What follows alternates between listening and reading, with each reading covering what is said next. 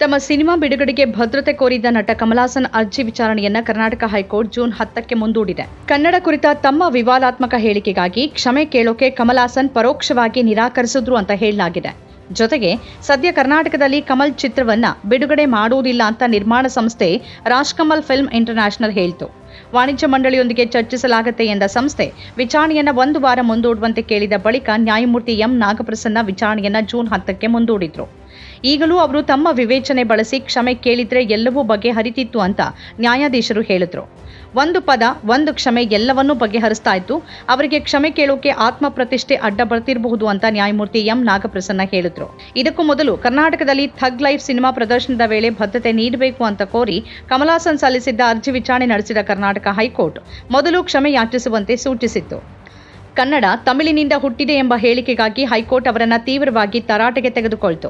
ಒಂದು ಕ್ಷಮೆಯಾಚನೆಯಿಂದ ಪರಿಸ್ಥಿತಿ ಬಗೆಹರಿತಿತ್ತು ಅಂತ ಕೋರ್ಟ್ ಹೇಳಿತ್ತು.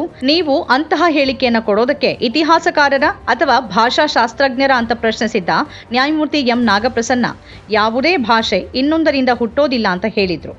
ಭಾಷೆ ಜನರ ಭಾವನಾತ್ಮಕ ಮತ್ತು ಸಾಂಸ್ಕೃತಿಕ ಹೆಗ್ಗುರುತು. ಇಡೀ ಭಾಷಾ ಸಮುದಾಯದ ಹೆಮ್ಮೆಯನ್ನು ಕುಗ್ಗಿಸುವ ಹೇಳಿಕೆಗಳನ್ನು ನೀಡುವ ಹಕ್ಕು ಯಾರಿಗೂ ಇಲ್ಲ ಅಂತ ಕೋರ್ಟ್ ಒತ್ತಿ ಹೇಳ್ತು. ಆಡಿಯೋ ರಿಲೀಸ್ ಕಾರ್ಯಕ್ರಮದಲ್ಲಿ ಕಮಲ್ ಆ ಹೇಳಿಕೆ ನೀಡಿದ್ರು. ಆ ವೇಳೆ ಶಿವರಾಜ್ ಕುಮಾರ್ ಕೂಡ ಇದ್ರು. ಅವರು ಕ್ಷಮೆ ಕೇಳಿದ್ರೆ ಮಾತ್ರ ಅರ್ಜಿಯನ್ನು ಪರಿಗಣಿಸ್ತೇವೆ. ಅವರು ಕಮಲ್ ಹಾಸನ್ ಇರಲಿ ಯಾರೇ ಇರಲಿ ನೆಲ ಜನ ವಿಚಾರದಲ್ಲಿ ರಾಜಿ ಇಲ್ಲ ಅಂತ ಕೋರ್ಟ್ ಹೇಳ್ತು. ಅವರು ಮೊದಲು ಕ್ಷಮೆಯನ್ನ ಕೇಳಿ ಆಮೇಲೆ ಅರ್ಜಿ ಪರಿಗಣನೆ ಮಾಡ್ತೇವೆ. ಕ್ಷಮೆ ಕೇಳದೆ ಇದ್ರೆ ಇವತ್ತಿನ ಪರಿಸ್ಥಿತಿಗೆ ಅವರೇ ಹೊಣೆ ಅಂತ ಹೇಳಿತ್ತು.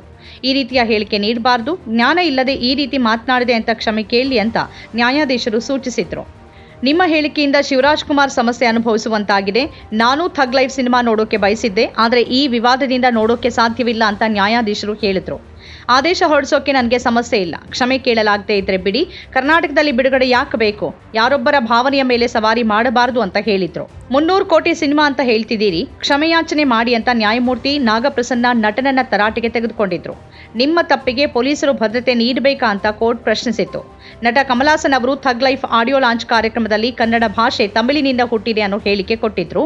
ಇದು ಕನ್ನಡಿಗರ ಆಕ್ರೋಶಕ್ಕೆ ಕಾರಣವಾಗಿದೆ. ಬಳಿಕ ಕಮಲ್ ಹಾಸನ್ ಅಭಿನಯದ ಥಗ್ ಲೈಫ್ ಸಿನಿಮಾ ಬಿಡುಗಡೆ ಹಾಗೂ ಪ್ರದರ್ಶನಕ್ಕೆ ಕರ್ನಾಟಕದಲ್ಲಿ ತೀವ್ರ ವಿರೋಧ ವ್ಯಕ್ತವಾಯಿತು. ಈ ಹಿನ್ನೆಲೆಯಲ್ಲಿ ಬಂದೋಬಸ್ತ್ ಒದಗಿಸುವಂತೆ ರಾಜ್ಯ ಸರ್ಕಾರಕ್ಕೆ ನಿರ್ದೇಶಿಸಬೇಕು ಅಂತ ಕೋರಿ ಸಿನಿಮಾ ನಿರ್ಮಾಣ ಸಂಸ್ಥೆಯಾದ Rajkamal film international Karnataka high court ಮೊರೆ ಹೋಗಿತ್ತು. ಕಮಲ್ ಹಾಸನ್ ಕ್ಷಮೆ ಯಾಚಿಸದೇ ಇದ್ರೆ ಅವರ ಚಿತ್ರ ಬಿಡುಗಡೆ ಮಾಡೋಕೆ ಅವಕಾಶ ನೀಡೋ ಪ್ರಶ್ನೆನೇ ಇಲ್ಲ ಅಂತ ಕನ್ನಡ ಚಲನಚಿತ್ರ ವಾಣಿಜ್ಯ ಮಂಡಳಿ ಕೂಡ ಹೇಳಿತ್ತು. ಥಗ್ ಲೈಫ್ ಸಿನಿಮಾ ಬಿಡುಗಡೆಗೆ ಕರ್ನಾಟಕದಲ್ಲಿ ತಡೆಯೊಡ್ಡಿದ ಹಿನ್ನೆಲೆಯಲ್ಲಿ ಅವರು ಹೈಕೋರ್ಟ್ ಮೊರೆ ಹೋಗಿದ್ರು. ಏನೇ ಆದರೂ ಕ್ಷಮೆ ಕೇಳೋದಿಲ್ಲ ಅಂತ ಮೊಂಡುತನ ತೋರಿಸಿದ್ರು. ನಾನು ಯಾವುದೇ ತಪ್ಪು ಮಾಡಿಲ್ಲ, ಕ್ಷಮೆ ಯಾಚನೆ ಮಾಡೋದಿಲ್ಲ. ನನ್ನ ವಿರುದ್ಧ ಪ್ರತಿಭಟನೆ ಮಾಡ್ತಿರೋರು ರಾಜಕೀಯ ಅಜೆಂಡಾ ಇಟ್ಕೊಂಡು ಮಾಡ್ತಿದ್ದಾರೆ ಅಂತ ಹೇಳಿದ್ರು. ಈ ನಡುವೆ ಅವರು ಕರ್ನಾಟಕ ಫಿಲ್ಮ್ ಚೇಂಬರ್ ಅಧ್ಯಕ್ಷ ನರಸಿಂಹಮುಲುಗೆ ಪತ್ರ ಬರೆದಿದ್ರು. ಥಗ್ ಲೈಫ್ ಆಡಿಯೋ ಬಿಡುಗಡೆ ಸಮಾರಂಭದಲ್ಲಿ ನಟ ಡಾಕ್ಟರ್ ರಾಜ್ಕುಮಾರ್ ಹಾಗೂ ಶಿವರಾಜ್ ಕುಮಾರ್ ಅವರ ಬಗ್ಗೆ ಪ್ರೀತಿಯಿಂದ ಹೇಳಲಾದ ನನ್ನ ಹೇಳಿಕೆಯನ್ನು ತಪ್ಪಾಗಿ ಅರ್ಥೈಸಲಾಗಿದೆ ಅಂತ ಕಮಲ್ ಹಾಸನ್ ಹೇಳಿದ್ರು. ಸುದೀರ್ಘ ಪತ್ರದಲ್ಲಿ ಅವರು ಮತ್ತೆ ತಮ್ಮ ಹೇಳಿಕೆ ಸಮರ್ಥಿಸಿಕೊಂಡಿದ್ರೇ ಹೊರತು ಕ್ಷಮೆ ಕೇಳಿರಲಿಲ್ಲ. ಹೈಕೋರ್ಟ್ನಲ್ಲಿ ವಿಚಾರಣೆ ವೇಳೆನೂ ಆ ಪತ್ರವನ್ನ ಕಮಲ್ ಹಾಸನ್ ಪರ ವಕೀಲ ಧ್ಯಾನ್ ಚಿನ್ನಪ್ಪ ಓದಿದ್ರು. ಆದರೆ ಪತ್ರದಲ್ಲಿಯೂ ಕ್ಷಮೆ ಕೇಳದಿರುವ ಬಗ್ಗೆ ಹೈಕೋರ್ಟ್ ಆಕ್ಷೇಪಿಸಿತ್ತು. ನಮ್ಮ ಕಾರ್ಯಕ್ರಮಗಳನ್ನು ನೀವು ನೋಡ್ತಾ ಇದ್ರೆ ನಮ್ಮ ಚಾನೆಲ್ ಅನ್ನ ಸಬ್ಸ್ಕ್ರೈಬ್ ಮಾಡಿ, ಪಕ್ಕದ ಬೆಲ್ ಐಕಾನ್ ಒತ್ತಿ ನಮ್ಮನ್ನ ಬೆಂಬಲಿಸಿ. ಹಾಗೆ ನಮ್ಮ ಕಾರ್ಯಕ್ರಮಗಳನ್ನ ಲೈಕ್ ಮಾಡಿ, ಕಮೆಂಟ್ ಮಾಡಿ, ಅದನ್ನ ಬೇರೆಯವರಿಗೂ ವಾಟ್ಸ್ಆಪ್ ಮೂಲಕ ಶೇರ್ ಮಾಡಿ. ನೀವು ಹೀಗೆ ಮಾಡಿದಾಗ ನಮ್ಮ ಚಾನೆಲ್ ಮತ್ತಷ್ಟು ಜನರಿಗೆ ತಲುಪಲು ನೀವು ನಮ್ಮೊಂದಿಗೆ ಸಹಕರಿಸಿದ ಹಾಗಾಗುತ್ತೆ. ಇದು ನೀವು ಯಾವುದೇ ಖರ್ಚಿಲ್ಲದೆ ಕೆಲವೇ ಸೆಕೆಂಡುಗಳಲ್ಲಿ ನೀಡಬಹುದಾದ ಸಹಕಾರ. ಧನ್ಯವಾದಗಳು.